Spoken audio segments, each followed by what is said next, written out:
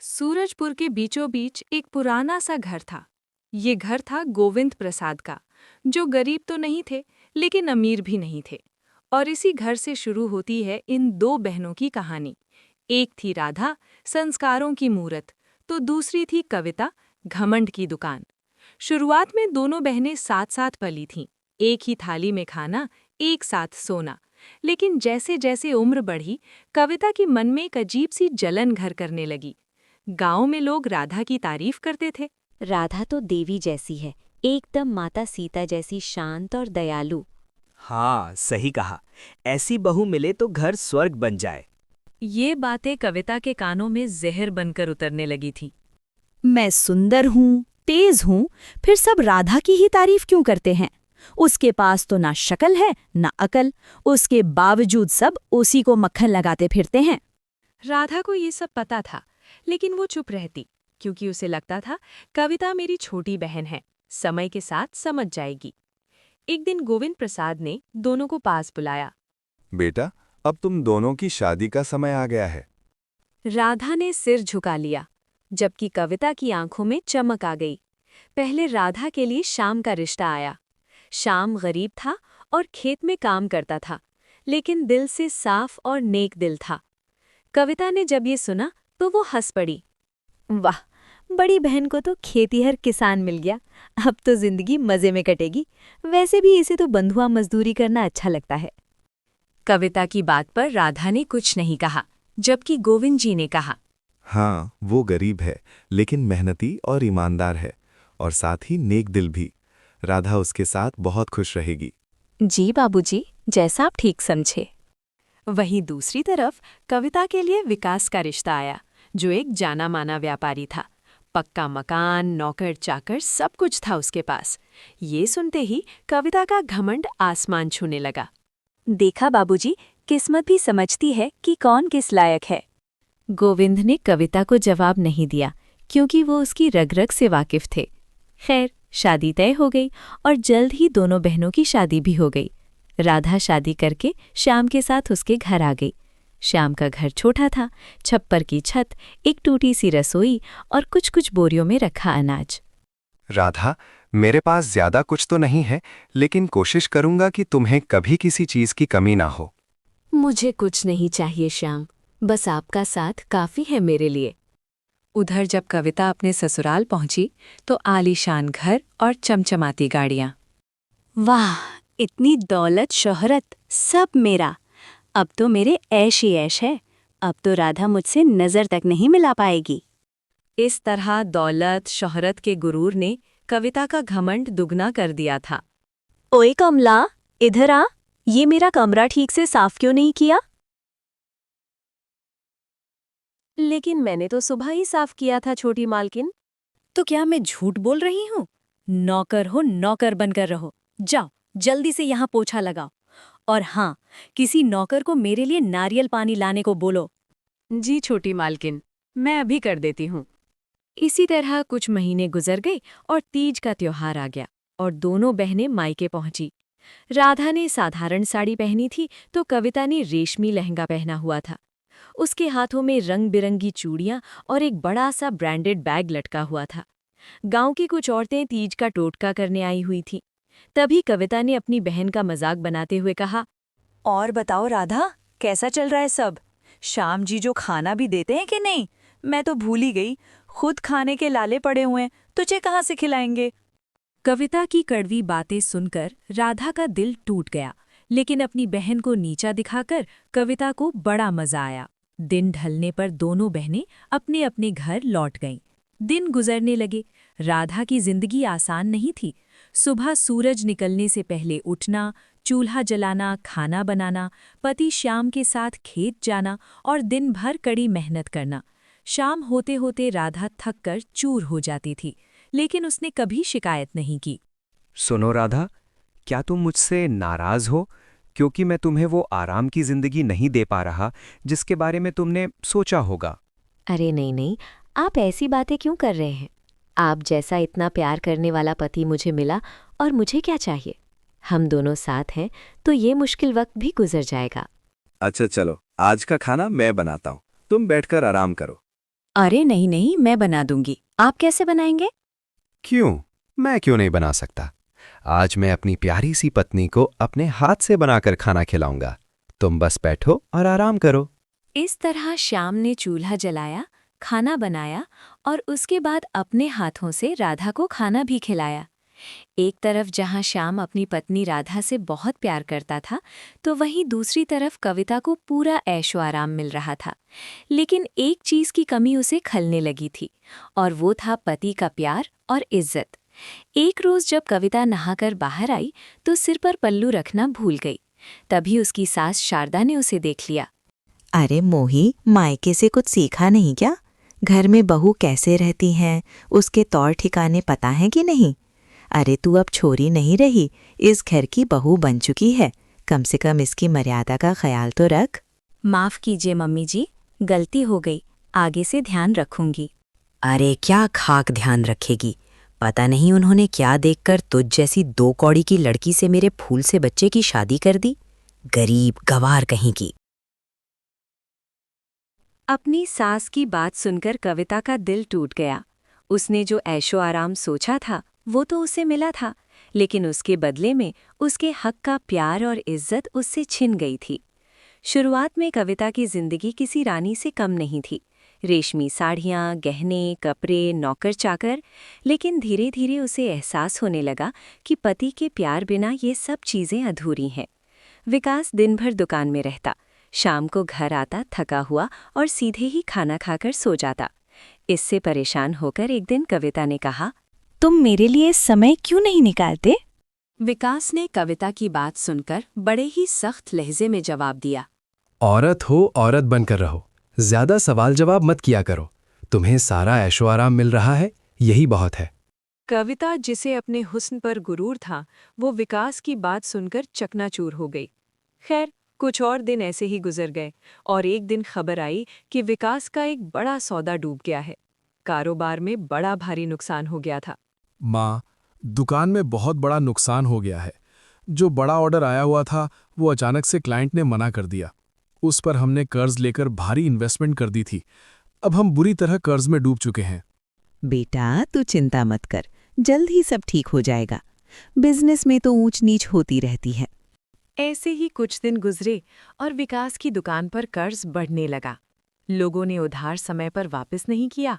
विकास का बहुत पैसा फंस गया और सास शारदा का लहजा भी कविता के लिए बदल गया। बहू, अब साथ श्रृंगार कम करो, हालात को समझो। इन गहने जेवरात को मुझे दे दो, जरूरत में काम आएंगे। इस तरह कविता ने अपने सारे गहने जेवरात उतारकर अपनी सास को दे दिए। जो कविता एक रानी की तरह रहती थी, इसके हालात अचानक से एक नौकरानी जैसे हो गए थे। उधर श्याम ने एक नया फैसला लिया। उसने कहा, राधा, अब हम सिर्फ फसल पर नहीं जी सकते, हमें कुछ और भी करना होगा। राधा ने भी श्याम की हिम्मत बढ़ाई। जी, जैसा आप सही समझे, मैं आपके हर फैसले में आपके साथ हूँ। तो फिर ठीक है राधा, मैं शहर में एक छोटी सी दुकान किराए पर ले लेता हूँ। हम खेत में ताज़ा फल सब्जियां उगाकर वहां बेचा करेंगे। इससे हमें मंडी से 10 गुना मुनाफा होगा। बहुत अच्छा विचार है जी, मैं आपके साथ हूँ। हम बहुत मेहनत करेंगे। इस तरह दोनों ने मिलकर सब्जियां उगाना शुरू किया और श्याम उन्हें मंडी में बेचने की जगह शहर के बाजार में ले जाकर बेचने लगा। एक शाम जब श्याम सब्जियां बेचकर वापस घर आया, अरे सुनो राधा, बाहर तो आओ जरा। श्याम की आवाज सुनकर राधा घर से बाहर आई तो उसने देखा कि श्याम के हाथ में कुछ बैग लटके हुए थे। अजी, क्या हुआ? आप बहुत खुश लग रहे हो। अरे राधा, खुशी की तो बात ही है। तुम्हें पता है, आज मैं 10,000 की सब्जियां बेच आया। अगर ऐसे ही रहा तो जल्द ही हम अमीर हो जाएंगे।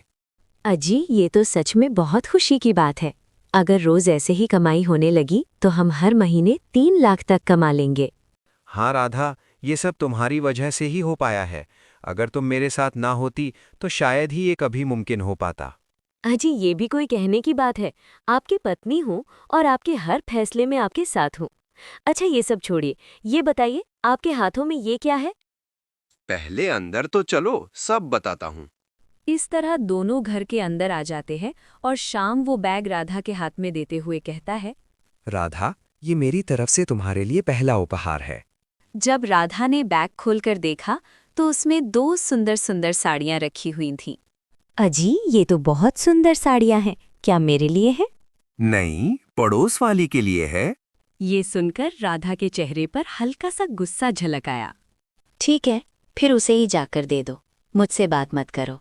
अरे मेरी फूलमती, मजाक कर रहा हूँ। ये सब तुम्हारे लिए है। हमारी नजरें आपके अलावा किसी को देख सकती हैं क्या? ये सुनकर राधा मुस्कुरा देती है। इस तरह शाम की धीरे धीरे अच्छी कमाई होने लगी। राधा ने पैसों का हिसाब रखना शुरू कर दिया। उसने एक एक रुपया बचाया। गरीबी अभी भी थी, लेकिन किसी चीज का डर नहीं था, क्योंकि अब उनकी कमाई उनकी दैनिक जरूरतों से काफी ज्यादा होने लगी थी। कुछ दिन बाद जब दोनों बहनों की माँ की बरसी थी, तो दोनों बहनें अपने पिता के घर आईं। इस बार दोनों ने ही सादा सी साड़ियाँ पहनी हुई थीं। अरे बेटा, कैसी हो तुम दोनों? मैं एकदम ठीक हूँ बाबा, मुझे क्या होगा, लेकिन राधा का पता नहीं। सारे दिन मजदूरी करके तो इसका बुरा हाल हो जाता होगा। नहीं नहीं छोटी बहन, ऐसी कोई बात नहीं है। श्याम ने नया बिजनेस शुरू किया है और भगवान की दया से सब बहुत अच्छा चल रहा है। जल्दी हम नया घर भी लेने वाले हैं। ये सुनकर कविता की जलन और भी बढ़ गई। खैर, कुछ ही दिन बाद विकास की आर्थिक हालत और बिगड़ गई। घर के गहने जेवरात बिकने लगे, नौकर हटा दिए गए। सास का गुस्सा कविता पर टूटने लगा। वो दिन रात कविता को ताने मारने लगी। अरे कलमोही, तेरे मायके से कुछ मदद क्यों नहीं मांग लेती? अपने बाप से बोल कि अपने दामाद की थोड़ी मदद कर दे, ताकि तेरे पति की परेशानी थोड़ी कम हो जाए। लेकिन माँ जी, मेरे बाबा तो एक साधारण से किसान है, उनके पास कोई धन दौलत नहीं है, और जो थोड़े बहुत पैसे थे वो भी उन्होंने हमारी शादी में लगा दिए। वो कहाँ से हमारी मदद कर पाएंगे? हमने तुझसे विकास की शादी करके ही बहुत बड़ी गलती कर दी। अगर किसी अच्छे खानदान में की होती तो आज कम से कम वो विकास की मदद तो करते। ये सुनकर कविता को बहुत बड़ा धक्का लगा। उसे महसूस हुआ कि जिस दौलत शोहरत को देखकर उसे घमंड हो रहा था, वो उसे सिर्फ एक कुत्ते की हैसियत से मिल रहा था। दोनों बहनों की जिंदगी एक नया मोड़ ले रही थी। एक तरफ जहां राधा की जिंदगी खुशहाली की तरफ बढ़ रही थी, तो वहीं दूसरी तरफ कविता की जिंदगी धीरे धीरे तबाही की ओर बढ़ती जा रही थी। एक रात जोरों से बारिश हो रही थी। कविता रसोई के एक कोने में बैठी थी। रो रो कर आंखें सूजी हुई थी। पीछे से सास की आवाज उसके कानों में गूंज रही थी। अरे करमजली, तू डूब क्यों नहीं मरती? मेरे बेटे का सुकून खा गई तू। हमारे घर को बर्बाद करके रख दिया तूने। न मायके से पैसा लाई, न किस्मत लाई। कुलक्षणी है तू। ये सब सुनकर भी विकास चुप था। उसकी चुप्पी कविता के लिए सबसे बड़ा तमाचा थी। कविता को लगा जैसे कि उसका पूरा अस्तित्व ही मिट्टी में मिल रहा हो। अगली सुबह विकास की दुकान पूरी तरह बंद हो गई। कर्जदार दरवाजे पर खड़े थे। घर पर भी बिकने की नौबत आ गई थी। सास ने बेरुखी आवाज में कहा, तू अपने मायके चली जा, यहाँ अब तेरा कोई काम नहीं है। हमारे पास तुझे पड़े पड़े खिलाने के पैसे नहीं हैं। कविता का घमंड पूरी तरह टूट चुका था। वो बिना कुछ बोले एक छोटी सी गठरी लेकर रोते हुए मायके की तरफ निकल पड़ी। जब कविता अपने मायके पहुंची तो गोविंद प्रसाद उसे देखकर चौंक गए। बेटा कविता, क्या हुआ? तू अकेली क्यों है? और तेरी आंखों में आंसू? क्या हुआ मेरी बच्ची? अपने पिता की आवाज सुनते ही कविता फूट फूट कर रोने लगी। बाबूजी, मैं हार गई। उन्होंने मुझे घर से निकाल दिया। उनके लिए मैं एक नौकरानी से ज्यादा कुछ नहीं थी। मैं बेघर हो गई बाबा, मैं कहीं की नहीं रही। कोई बात नहीं मेरी बच्ची, तू रो मत। तेरा बाप अभी जिंदा है। चल अंदर चल। गोविंद कविता को घर के अंदर ले गए, लेकिन कविता लगातार रो रही थी। इसलिए गोविंद ने अपनी बड़ी बेटी राधा को फोन किया। हेलो बेटी राधा, कैसी है तू? मैं ठीक हूँ बाबा, आप कैसे हैं? आपकी आवाज मुझे ठीक नहीं लग रही। बताइए, क्या हुआ? बेटी राधा, वो कविता को उसके ससुराल वालों ने घर से निकाल दिया है। इस तरह गोविंद प्रसाद ने पूरी बात बता दी। आप चिंता मत कीजिए बाबा, मैं घर आती हूँ। जब राधा अपने मायके आई तो लगभग रात ढल चुकी थी। वो सीधा कविता के कमरे में गई। कविता दीवार का सहारा लेकर रो रही थी। ओह, तो अब हमारी ताड़का इतनी कमजोर हो गई कि हार मानकर रोने लगी। ये सुनकर कविता ने राधा की तरफ देखा। उसकी आंखों में लाचारी और पश्चाताप दोनों झलक रहा था। अचानक कविता उठी और राधा के पैरों में गिर पड़ी। बहन, मुझे माफ़ कर दे। मैंने तेरे साथ बहुत बुरा बर्ताव किया है। शायद भगवान ने मुझे इसी की सज़ा दी है। कविता का ये रूप देखकर राधा सन्न रह गई। मैंने तुझे हमेशा नीचा दिखाया, तेरी गरीबी का मजाक उड़ाया, और आज मैं खुद खाली हाथ हूँ। मेरे साथ जो भी हुआ वो सब मेरे कर्मों का फल है जो मैं भुगत रही हूँ। राधा ने ढांढस बंधाते हुए कविता को उठाया। रो मत बहन, बहनें तो आपस में लड़ती हैं, झगड़ती हैं, लेकिन इसका मतलब ये तो नहीं कि हम एक दूसरे से अलग हैं या नफरत करते हैं। चल, अब रोना बंद कर। नहीं बहन, मुझे समझ आ गया है, पैसा नहीं इंसान बड़ा होता है।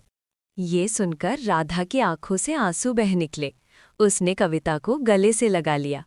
अरे पागल, बहनें माफ़ी नहीं मांगती, एक दूसरे को संभालती हैं। चल अब रोना बंद कर, वरना मार खाएगी बड़ी बहन से।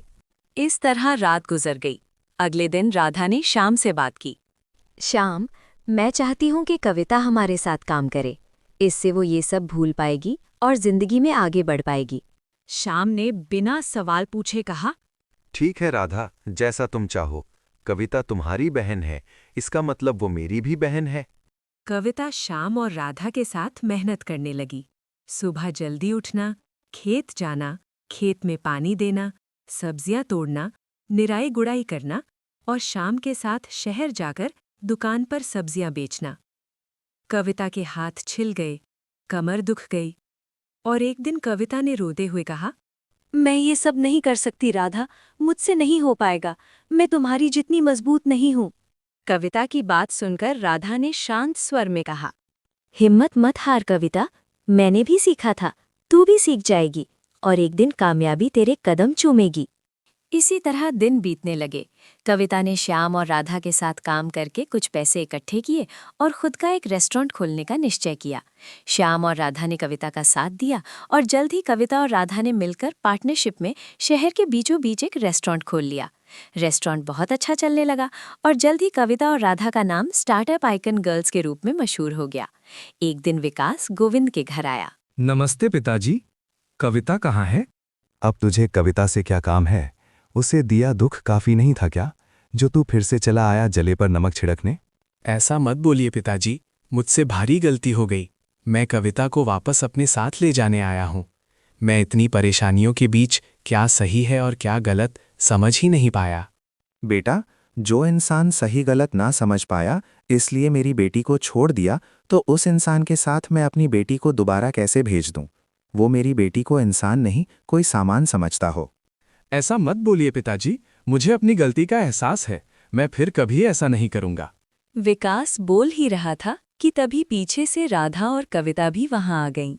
विकास, तुम यहाँ क्या कर रहे हो? मैं कविता को अपने साथ वापस ले जाना चाहता हूँ। इतना सब करके तुम्हारा मन नहीं भरा कि तुम वापस आ गए? राधा, तुम बीच में मत बोलो।